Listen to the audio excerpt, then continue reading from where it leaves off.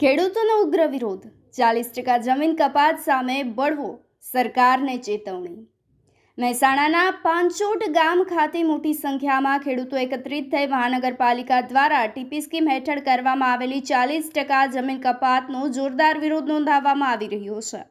ખેડૂતોના આક્ષેપો છે કે તેમની જમીન પર અન્યાયપૂર્વક જે છે તે કપાત કરવામાં આવી રહ્યું છે અને સરકાર દ્વારા કોઈ યોગ્ય વળતર અથવા તો સ્પષ્ટતા પણ કરવામાં આવતી નથી। આ વિરોધ દરમિયાન ખેડૂતો દ્વારા સરકારને કડક ચેતવણી આપવામાં આવી રહી છે કે જો આ નિર્ણયમાં ફેરફાર નહીં કરવામાં આવે તો તેઓ કલેક્ટર કચેરી તેમજ મુખ્યમંત્રી સુધી આવેદનપત્ર આપી પોતાના હક માટે લડત કરશે।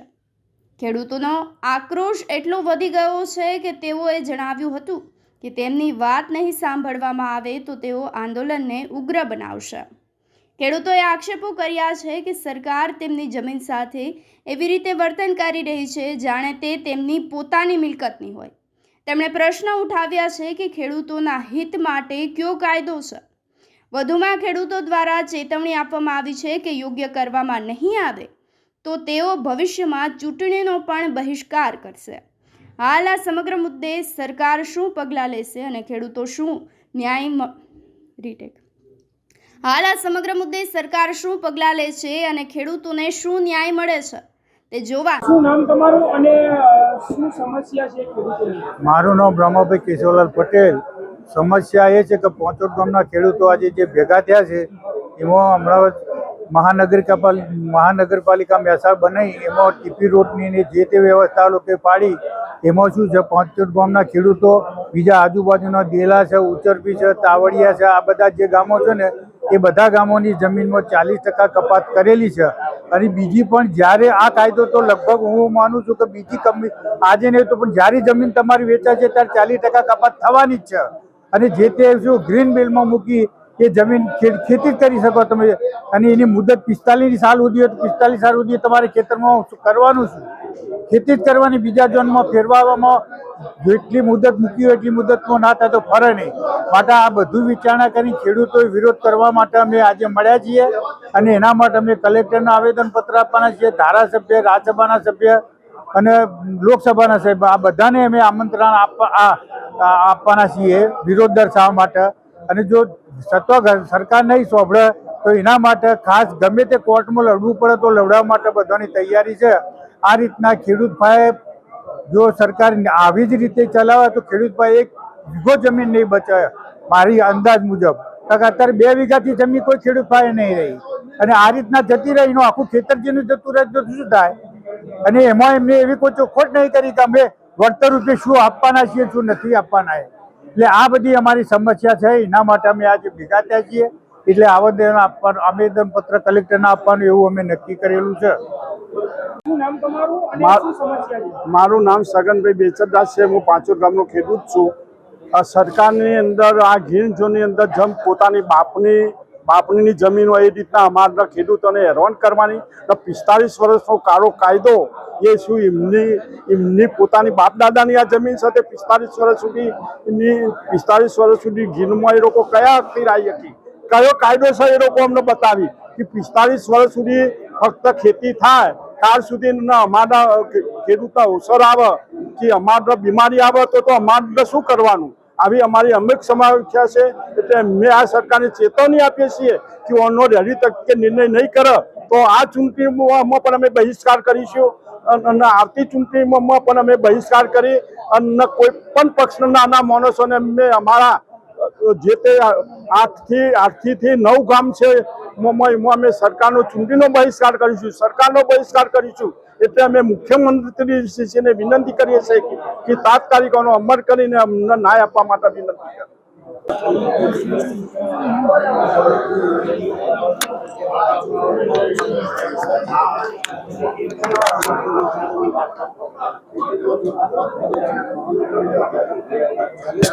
એ ખેતીનો 40% જે કાપ થાય એના માટે ખેડૂતો આંદોલન ચલાવી રહ્યા છે અને એ આંદોલન રૂપે આજે ભેગા થઈ તારીખ 16 ગુરુવારના રોજ કલેક્ટર ઓફિસે આવેદનપત્રક આપવાનું છે અને ધારાસભ્ય તથા રાજ્યસભાના સભ્યોને પણ અમારો જાણ કરી એના માટે પણ અમે આંદોલન કરવાના છીએ.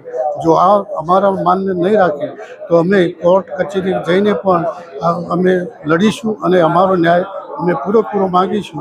માટે 40% ન કપાય એવી અમે કલેક્ટરશ્રીને વિનંતી પણ કરવાના છીએ.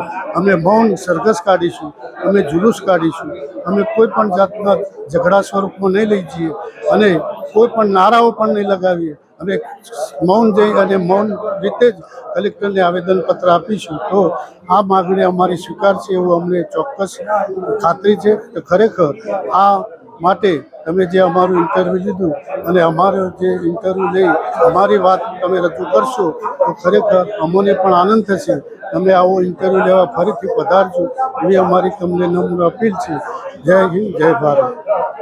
મહાનગરપાલિકા દ્વારા જે ટીપી સ્કીમ કરવાની છે એની અંદર જે અંદાજે ગામમાંથી કેટલી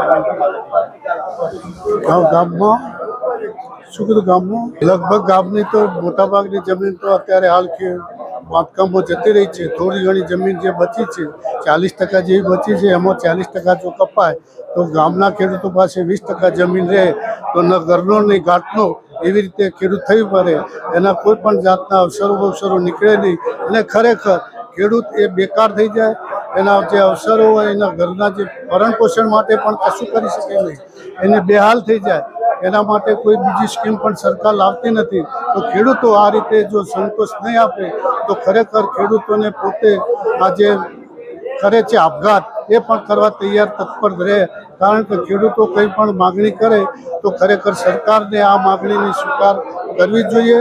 ખેડૂતો એ ખરેખર ભારત દેશનો એક રક્ષણનો એક ભાગ છે. ખેડૂતો જો પેદા ન કરે તો પબ્લિક ખાઈશું અને આના વગર પબ્લિક મરી જાય.